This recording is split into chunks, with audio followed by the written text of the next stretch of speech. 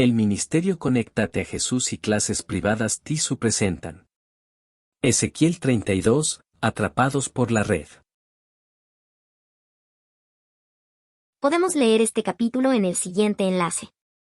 Este es el último capítulo de la lamentación por Faraón, rey de Egipto, y el último capítulo sobre el juicio a las naciones circundantes.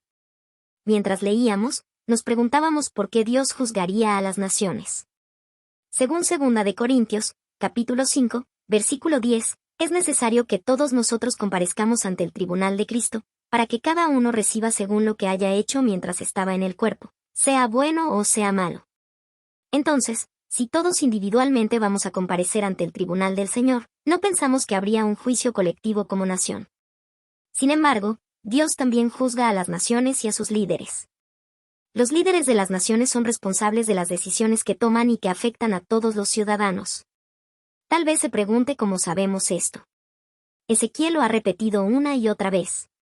Ha repetido la siguiente frase 88 veces en su libro, Sabrán que yo soy Jehová, Ezequiel, capítulo 32, versículo 15. ¿Qué significa esta frase? ¿Qué significa, sabrán que yo soy Jehová? Según el comentario bíblico adventista sobre Ezequiel capítulo 30, versículo 8, esta cláusula es un estribillo constante a lo largo del libro de Ezequiel. Es una declaración del gran objetivo de Dios, dar un conocimiento salvador de sí mismo a toda la humanidad.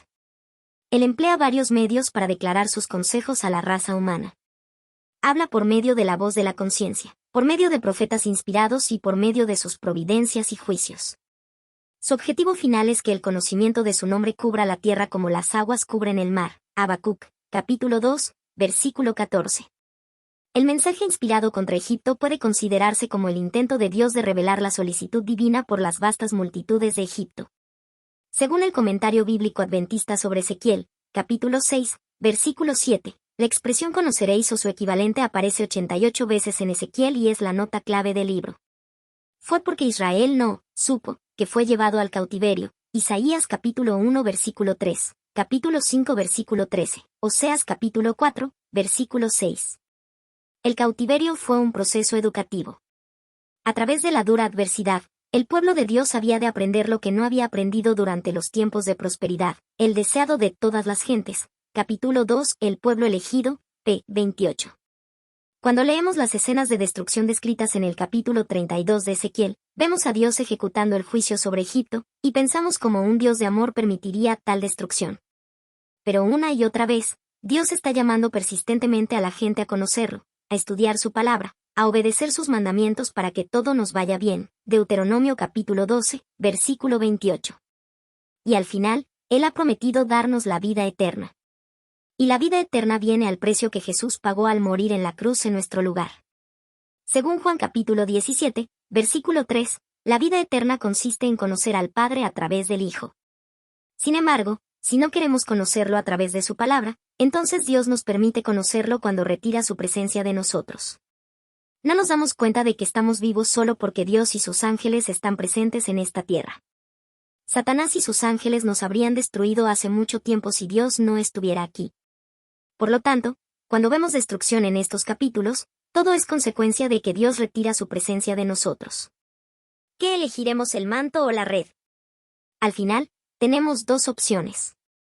Podemos dejarnos atrapar por la red de Dios como sucedió con Faraón, rey de Egipto, Ezequiel capítulo 32, versículo 3, o podemos permitir que Dios nos cubra con su manto de amor.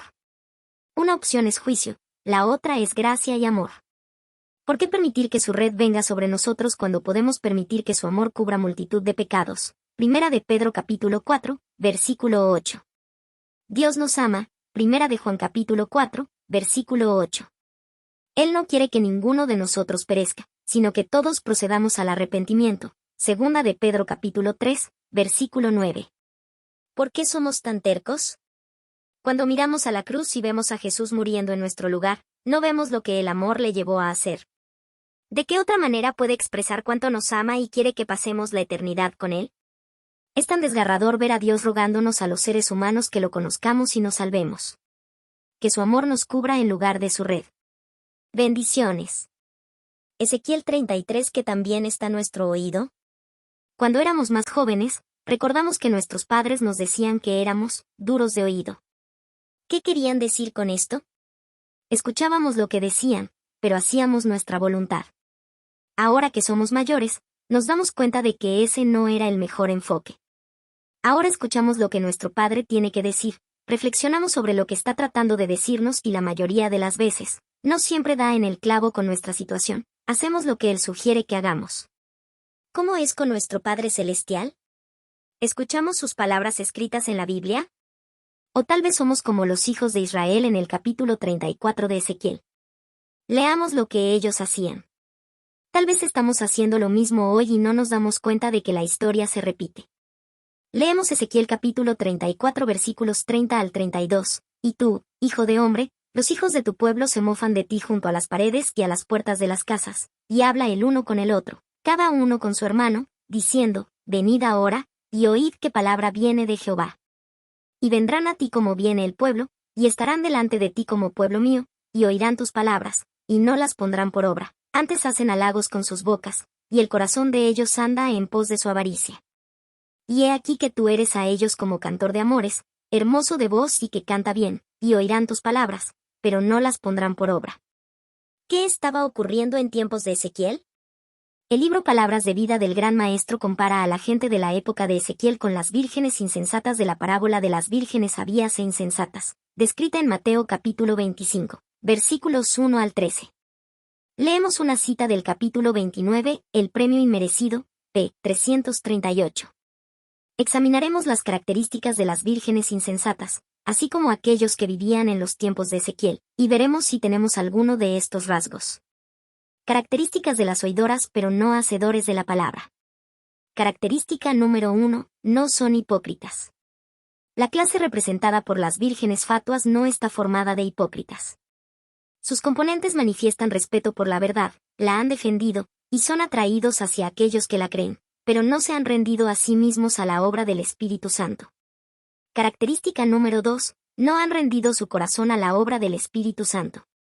No han caído sobre la roca, Cristo Jesús, y permitido que su vieja naturaleza fuera quebrantada.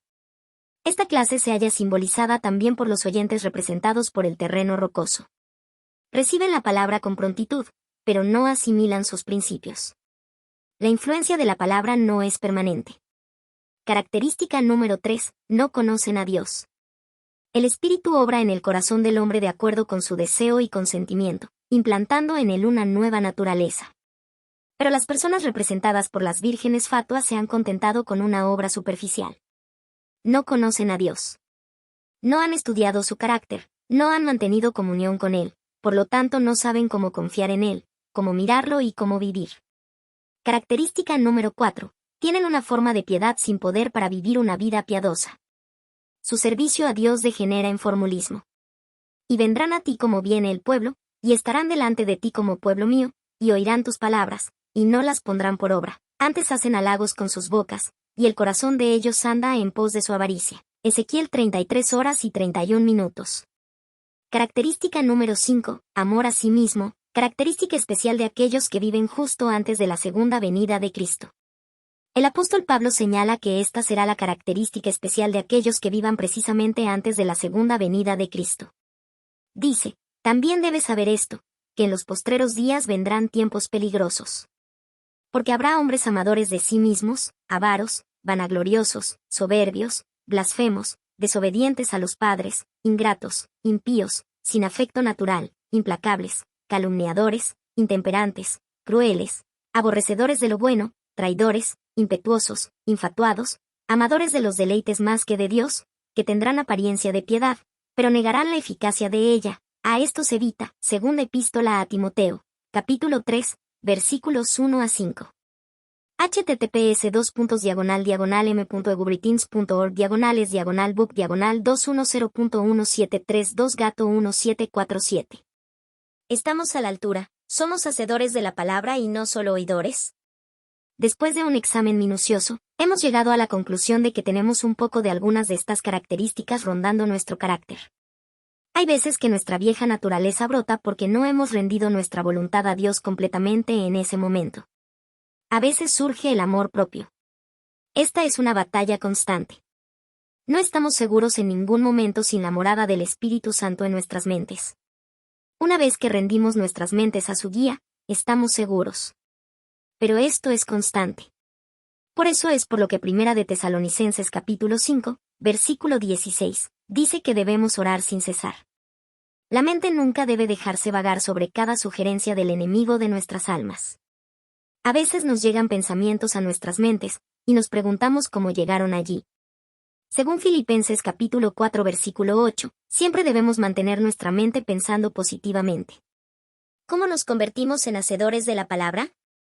Paso número 1. Conocer al Padre. Ser hacedores de la palabra requiere que comencemos por conocer a nuestro Padre y a su Hijo, Cristo Jesús. Llegamos a conocerlos estudiando la palabra de Dios. Cada mañana, debemos levantarnos temprano para tener comunión con Dios el Padre como lo hizo Jesús. Ver Marcos capítulo 1 versículo 35.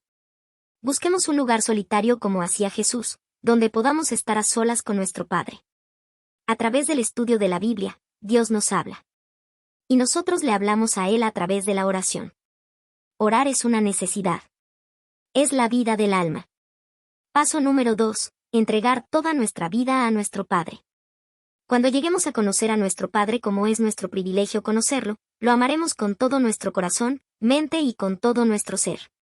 Cuando lo amemos, haremos todo lo que Él nos pida. Le entregaremos nuestra voluntad y toda nuestra vida. Sentiremos una dependencia y una necesidad de tener esta entrega continua. Caminaremos de la mano de nuestro Padre, permitiéndole que nos guíe a través de su Espíritu Santo. Somos adoptados como hijos de Dios. Todos los hijos de Dios son guiados por el Espíritu Santo. Ver Romanos capítulo 8, versículo 14. Sin el Espíritu de Dios, un conocimiento de su palabra no tiene valor. La teoría de la verdad, cuando no va acompañada del Espíritu Santo, no puede avivar el alma o santificar el corazón. Uno puede estar familiarizado con los mandamientos y las promesas de la Biblia, pero a menos que el Espíritu de Dios grabe la verdad, el carácter no será transformado. Sin la iluminación del Espíritu, los hombres no podrán distinguir la verdad del error, y caerán bajo las tentaciones maestras de Satanás. Palabras de vida del Gran Maestro, capítulo 29, El premio inmerecido, p. 337.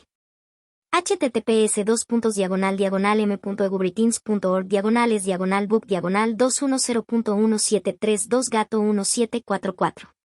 Una vez que comenzamos este caminar diario con el Señor, nuestros caracteres son transformados, nuestra naturaleza carnal muere, y nace la naturaleza espiritual.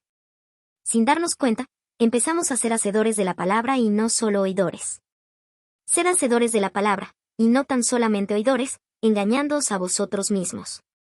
Porque si alguno es oidor de la palabra pero no hacedor de ella, este es semejante al hombre que considera en un espejo su rostro natural.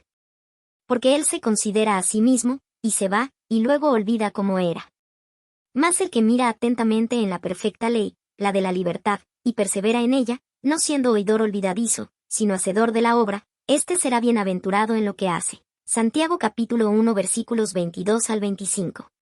Es un viaje maravilloso, que no podemos perdernos. Te invitamos a probar este cambio de estilo de vida de 2 pasos. Te alegrarás de haberlo hecho. Bendiciones.